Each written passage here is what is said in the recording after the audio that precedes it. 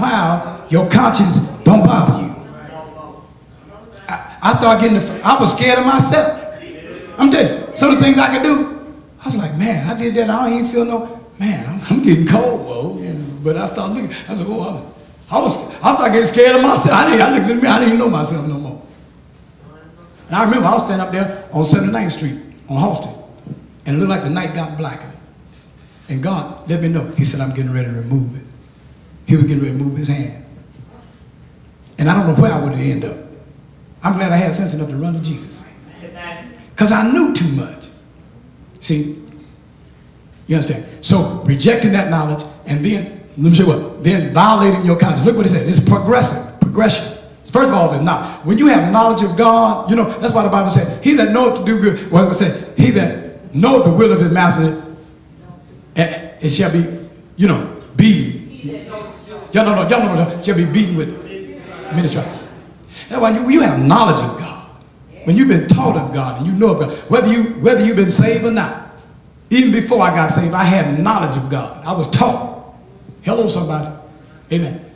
When you begin to reject that knowledge, it's dangerous. Another thing, when you begin to do things that violate your conscience and you continue to do so, your conscience becomes seared. All right? Now watch this.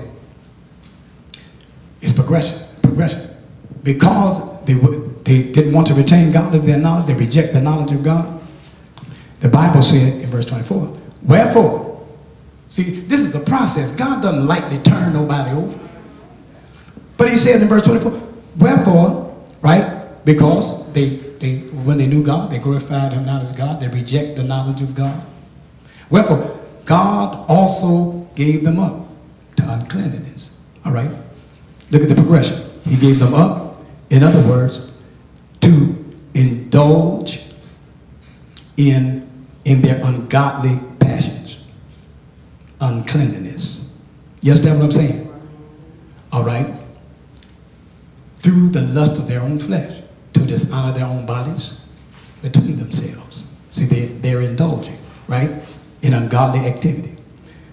And it's the degree that they're getting involved in that. With the knowledge of God, they get involved in all this ungodly activity, right? Verse 26, for this cause.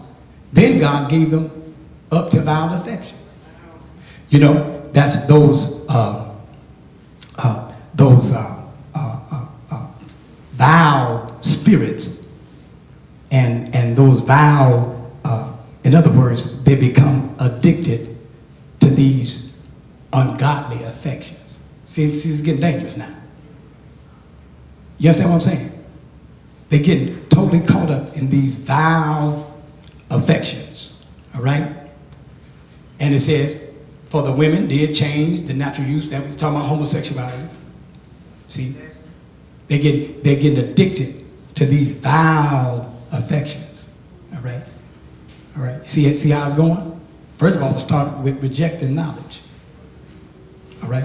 And then it says, and likewise also the men, leaving the natural use of the women, burning their own lust one toward another. And finally in verse 28, and even as they did not like to retain God in their knowledge, God, what? Gave them over. In other words, he turned their mind totally, over, and their conscience, and they are unable to reverse it. Now that's some dangerous business. All right? Do we know of anybody in the Bible that happened to? That's what was my question. Yeah. Has anybody ever been that way that has been restored? Yeah, that's a good question. Because that is the question. That's good. Since George is on the ball, she's on the ball. All right. But now we understand what reprobation is, right? It's rejection. But the first rejection happened with the individual. They rejected the knowledge of God. They reject the truth of God. They reject authority in the church. They reject everything. They have an arrogant attitude. You understand what I'm saying? All right? And so God gives them over to uncleanliness. They start doing a lot of unclean things. And then after a while, God gives them over to those spirits. They become addicted to these spirits, vile affections. You understand? Now they're doing all kind of ungodly stuff. All kind of ungodly stuff. With all the knowledge that they have of God. And they get to the point where God God turns them over. He allows those spirits to take over in their minds, and he removes his mercy. Now they turned over to a reprobated mind. They cannot reverse themselves. All right? Nebuchadnezzar, did God turn him over to a reprobated mind? Can I ask? Help him. Because that's going to answer the question, can you come back from it? I'm going to tell y'all something. It's some folk in church that have a reprobated mind. Did y'all hear me? They done fooled around and played around in the church so long, and with God they have no conscience. God done turned them folk over. It's some folk that's turned over in church, y'all. Did y'all know that? Yeah. Now, Nebuchadnezzar, God judged his sin, but God did not turn Nebuchadnezzar over to a reprobated mind. If God said, listen, I'm going to give you your mind back after 7 years. God whooped him. And Nebuchadnezzar had enough sense to what? He humbled himself. See, God will whoop some folk, and they'll humble themselves. It's some folk God will whoop, and they like one of my sons was. Looked like the more I whooped, the more the devil rose up in it. You know what I had to do? I had to turn that boy out my house at 15 years old. Because I wasn't going to lose my salvation. Whooping wasn't going to help him. Wasn't nothing going to help him. God said, take your hands off of it. Let me have it. And I did. That's a hard thing for a parent to do. But I didn't have no, the boy was out of control. You understand what I'm saying?